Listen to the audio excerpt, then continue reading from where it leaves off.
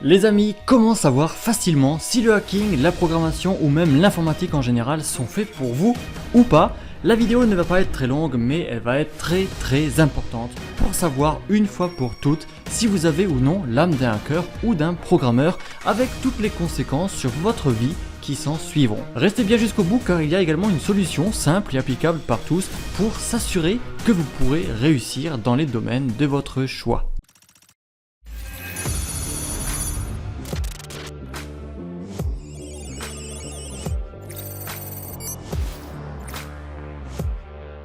Un hacker, dans sa définition générale, c'est un bidouilleur. C'est quelqu'un qui aime chercher, trifouiller dans les systèmes et qui n'a pas peur d'y passer du temps. Mais surtout, qui n'a pas peur de rencontrer des problèmes. Vous savez, lorsque j'étais à l'université et qu'on avait des cours d'informatique, c'était presque systématiquement la même chose.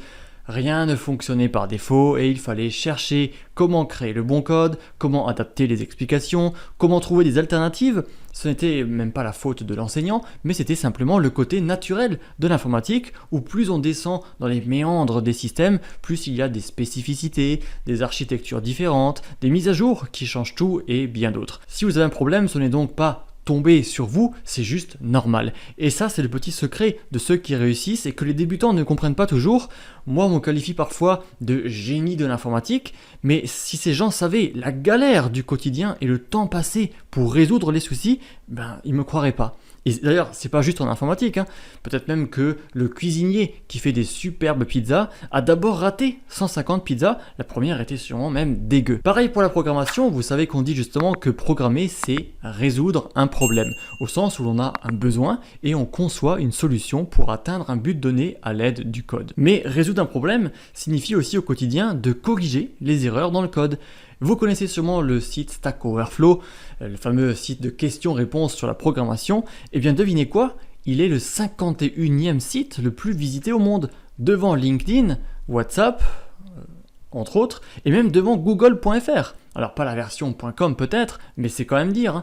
Et contrairement aux autres, Stack Overflow est en anglais uniquement. Tout ça pour dire que le hacking et la programmation ne sont pas comme des puzzles où vous avez dans la main un morceau qu'il vous suffit de mettre au bon endroit étape par étape. C'est pas ça du tout. C'est plutôt un Rubik's Cube où il faut comprendre comment ça fonctionne en général, il faut essayer, il faut prendre du temps pour trouver comment ça fonctionne, pour réussir à le solutionner. Et alors peut-être que vous en avez déjà un facile sous la main, donc dans ce cas-là c'est parfait. Mais des fois il est tellement mélangé que vous prenez naturellement plus de temps. Et comme toujours, les experts qui ont acquis l'expérience pour le résoudre iront plus vite et auront les bonnes méthodes pour y parvenir. Mais, et le mais est très important, tout le monde débute un jour, donc tout le monde est perdu un jour. Ce n'est absolument pas un problème. Vous êtes nombreux à m'écrire des messages du type « Désolé, je suis débutant, désolé, je n'y connais rien », mais ne soyez pas désolé. Moi, ça m'a toujours énervé les gens sur les forums d'aide qui envoient des messages du type « Ici, c'est pas pour les noobs », mais comme si eux-mêmes étaient experts incontestés dans le domaine et ne prennent pas le temps d'aider les autres, alors que le site est justement fait pour ça à la base. Et puis, s'ils savaient que personne, mais personne, n'aura jamais vraiment tout appris sur tout dans la vie, ils ne seraient peut-être pas en train de dire ça. Votre apprentissage, ce n'est pas prendre un livre, tout lire de bout en bout et hop, vous devenez expert. L'apprentissage dure toute la vie. Votre but n'est pas de tout savoir sur la programmation ou le hacking, mais c'est d'apprendre ce qu'il vous faut pour parvenir à vos buts. Vous voyez la nuance? Le chemin est plus important que la destination. Vous ne voulez pas apprendre à programmer juste pour apprendre à programmer. Vous voulez apprendre à programmer pour éventuellement travailler dans le domaine ensuite, pour passer peut-être un diplôme ou une certification avant, pour mettre au point un projet et une idée.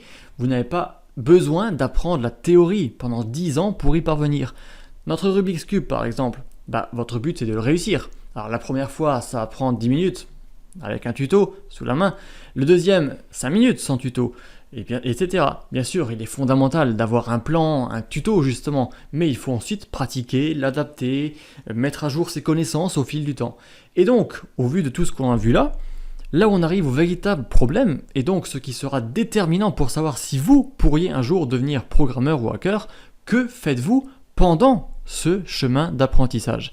L'informatique n'est pas faite pour tout le monde, tout comme n'importe quel sujet en fait. Vous ne pouvez pas vous forcer à apprendre quelque chose qui ne vous intéresse pas à la base. Je déteste les maths et curieusement je suis très mauvais dans le domaine, même avec les meilleurs profs du monde. Je ne serai pas bon. Pourquoi? Parce que ça ne m'intéresse pas. C'est pas mon truc. Donc si vous vous trouvez en train de souffler rapidement et d'abandonner parce que pendant votre propre chemin d'apprentissage, vous n'appréciez pas le temps passé et la recherche de solutions, eh bien vous ne pourrez pas devenir hacker ou programmeur, comme moi je ne pourrais pas devenir mathématicien. Je le répète, ce n'est pas censé être facile et faisable du premier coup, ou alors vous êtes chanceux, ou alors vous trichez.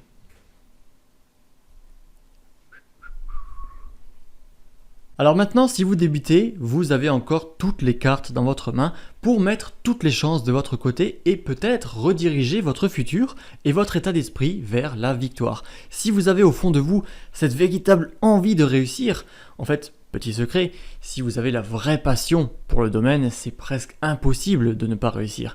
Mais vous devez la sentir, cette passion, vous devez être motivé par les perspectives offertes grâce à la connaissance du code, de la sécurité informatique et de l'informatique en général.